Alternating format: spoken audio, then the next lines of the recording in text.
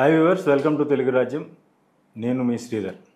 ప్రస్తుతం మనం రాజోల్ నియోజకవర్గంలో ఉన్నాం. మనతో పాటు ఉన్నారు వైఎస్ఆర్ కాంగ్రెస్ పార్టీ అధికార ప్రతినిధి తెన్నేటి కిషోర్ గారు. ఆయనతో మాట్లాడదాం. ఈరోజు రాష్ట్రంలో ప్రభుత్వం ఏర్పాటై దాదాపుగా 16 నెలలు పూర్తవుతూ ఉంది. పరిపాలనపై కానీ గత ప్రభుత్వానికి ఇప్పటి ప్రభుత్వానికి వ్యత్యాసం ఏంటి? ఆయనతో మాట్లాడే ప్రయత్నం చేద్దాం. నమస్కారం కిషోర్ గారు. నమస్కారం సార్, ఎలా ఉన్నారు? 16 నెలలు అవుతూ ఉంది ప్రభుత్వం ఏర్పాటై. ప్రజలు కూడా కొంత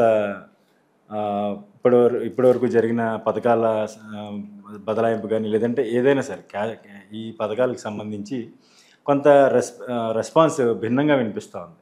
మీ అబ్జర్వేషన్ ఏంటి? ఎలా ఉందని? ముందుగా అవకాశం ఇచ్చినటువంటి మీకు హృదయపూర్వక నమస్కారాలు. మీరు ఫస్ట్ నుంచి మమ్మల్ని చూస్తున్నారు. మా పార్టీ చాలా కష్టాల్లో, చాలా ఇబ్బందుల్లో పుట్టినటువంటి పార్టీ. మా నాయకుడు కానీ మేము కానీ ఇప్పుడు కూడా ప్రజాపక్షాన్ని నిలబడే వ్యక్తులుగా మాతో పరిచయం ఉన్నప్పటి నుంచి మీరు చూస్తున్నారు. వైఎస్ఆర్ కాంగ్రెస్ పార్టీ ప్రజలైతే ఓడించలేదు, దాన్ని కొన్ని శక్తులు ఓడించినాయి అని చెప్పేసి మేము అంటూ ఉన్నాం.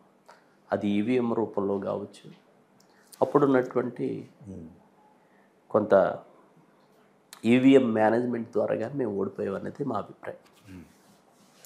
మా నాయకుడు జగన్మోహన్ రెడ్డి గారు ఇచ్చినటువంటి సంక్షేమం కానీ అభివృద్ధి కానీ గతంలో ఏ ముఖ్యమంత్రి చేయలేదు. ఇప్పుడు చేస్తూ ఉన్నటువంటి ముఖ్యమంత్రి కూడా చేసే కార్యక్రమం లేదు.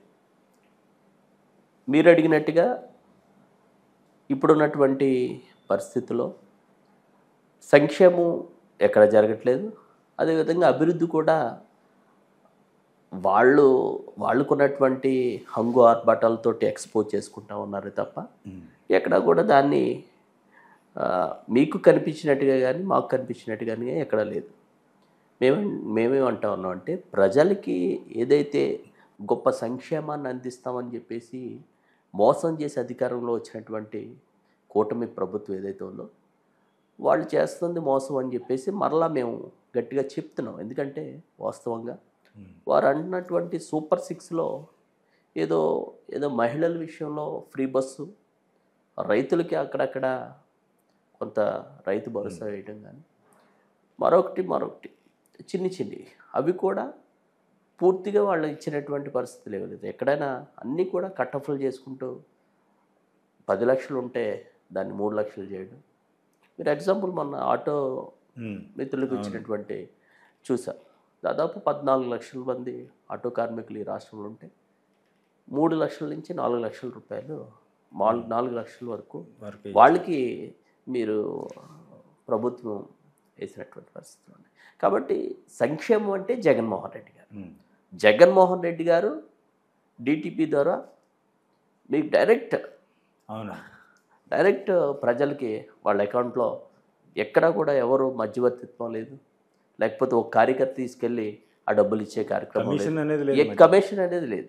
డైరెక్ట్ అకౌంట్లో అర్హుడు ఎవరైతే ఉన్నారో వాళ్ళకి అకౌంట్లో వేయటం, తద్వారా సంక్షేమాన్ని నేరుగా అందించాం.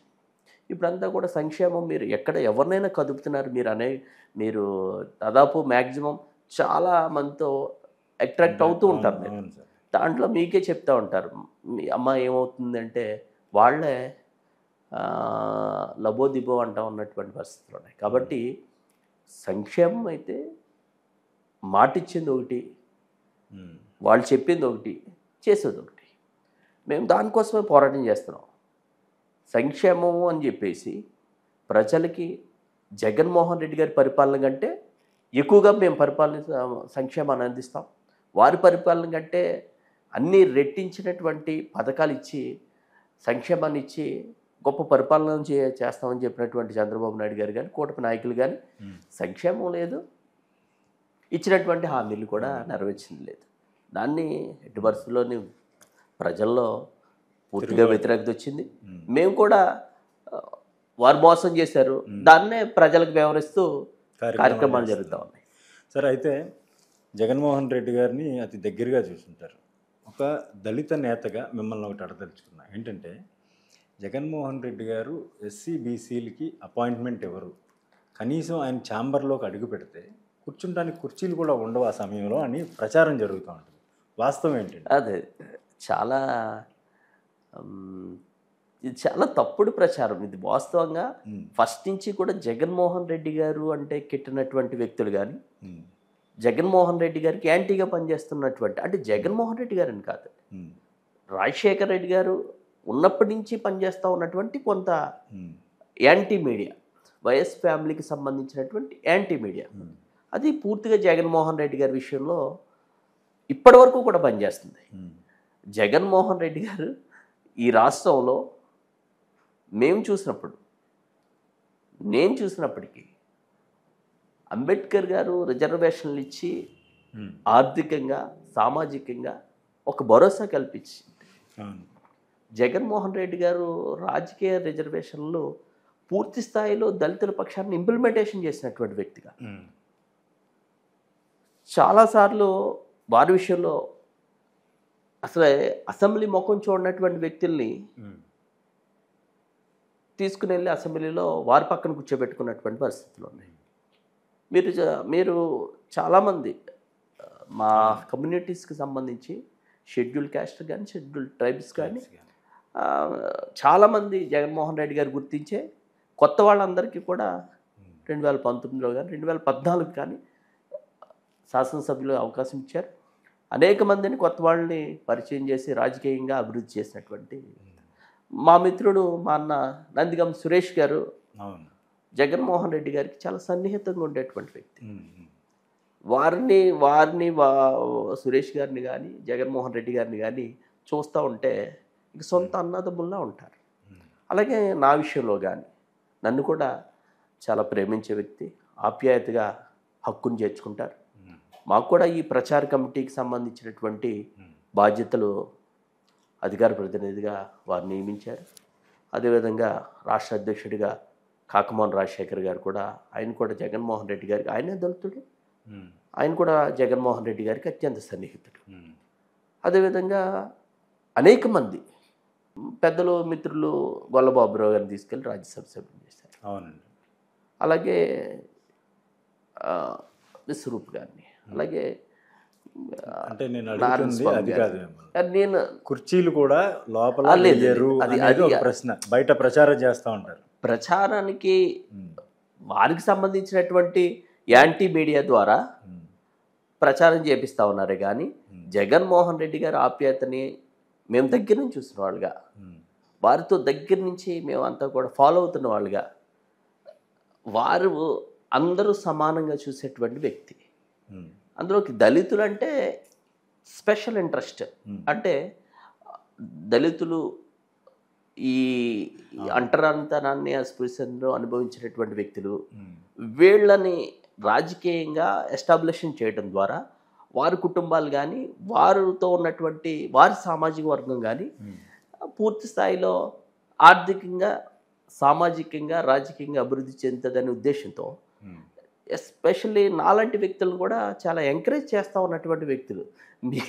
మీకు వాస్తవంగా మీకు ఎవరు చెప్తున్నారో కానీ ఇవన్నీ కూడా తప్పుడు సమాచారం. బయట కూడా మాకు కూడా చాలామంది ఏదైనా 1-to-1 జరుగుతున్నా, ఏదైనా ఇంటర్వ్యూస్ జరుగుతున్నా ఎక్కువ అడుగుతున్న ప్రశ్న ఇది వాస్తవంగా కేవలం ఈ యాంటీ మీడియా ఉన్నటువంటి వైఎస్ఆర్ కాంగ్రెస్ పార్టీకి, జగన్మోహన్ రెడ్డి గారికి యాంటీగా ఉన్నటువంటి మీడియా చేస్తున్నటువంటి ప్రచారం. మీరు కూడా ఒకసారి అపాయింట్మెంట్ తీసుకోండి, మీరు జగన్మోహన్ రెడ్డి గారి దగ్గరికి వెళ్ళండి, మీరు జగన్మోహన్ రెడ్డి గారి దగ్గరికి వెళ్ళి మాట్లాడి బయటకు వచ్చిన తర్వాత మీతో నేను ఒక ఇంటర్వ్యూ చేశాను అనుకోండి, మీరే చెప్తారు. అసలు జగన్మోహన్ రెడ్డి గారికి కోసం బయట మాట్లాడుకున్నది ఒకటండి, లోపల జరిగేది ఒకటండి కిషోర్ గారు అని చెప్పేసి. కాబట్టి ఏంటంటే జగన్మోహన్ రెడ్డి గారి పక్కనే మేము కూర్చుంటున్నాం.